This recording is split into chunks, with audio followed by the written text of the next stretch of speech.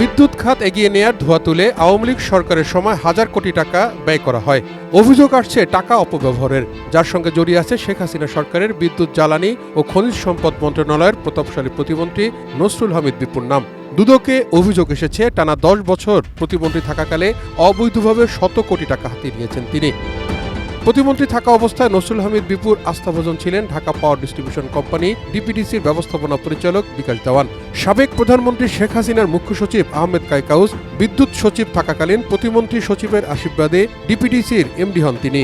একই চেয়ারে 8 বছর থাকেন। তার বিরুদ্ধে 2 সন্তান কানাডায় রেখে টাকা পাচার, রাজধানীর বসুন্ধরা সিটিতে বহুতল ভবন থাকার পাশাপাশি গ্রামের বাড়ি রাঙামাটিতে বিপুল সম্পদ গড়ার অভিযোগ এসেছে দুদকে।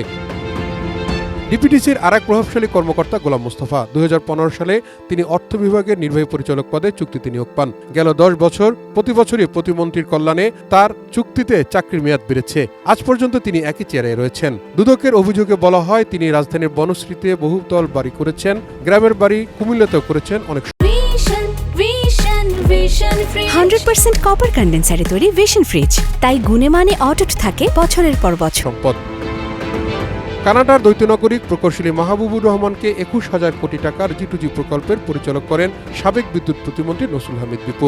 অভিযোগ যা হয়েছে শত কোটি টাকার বিনিময়। দুদকে পাঠানো অভিযোগে আরও বলা হয়েছে মাহবুব অন্তত 1,000 কোটি টাকা কানাডায় পাচার করেছেন। এ বছরের শুরুতে রূপপুর পারমাণবিক বিদ্যুৎ কেন্দ্র পিজিসিবির একটি প্রকল্পের পরিচালক পদে থেকে ডিপিডিসির অপারেশন বিভাগের নির্বাহী পরিচালক করা হয় প্রকৌশলী কিউএম শফিকুল ইসলামকে। দুদকে অভিযোগ আসে একজন সিনিয়র সচিব টাকার বিনিময়ে তাকে এখানে চুক্তিতে নিয়োগ দিয়েছেন। এখন তিনি বদলি নিয়োগ নিয়ে বাণিজ্য করছেন। সব অভিযোগের ব্যাপারে গোয়েন্দা কার্যক্রম শুরু করার কথা জানালেন দুদক সচিব খুরশিদা ইয়াসমিন। দুর্নীতি দমন কমিশন আসলে কার্যক্রম চালাচ্ছে এবং চলমান আছে। এই ধরনের কোনো অভিযোগ আসলে অবশ্যই সেগুলোকে আমলে নেওয়া হবে এবং যথানিয়মে তদন্ত কিংবা অনুসন্ধান যেটা প্রয়োজন সেটা করা হবে। এই ধরনের অভিযোগ আসলে সেগুলো অবশ্যই গুরুত্ব সহকারে বিবেচনা নেওয়া হবে।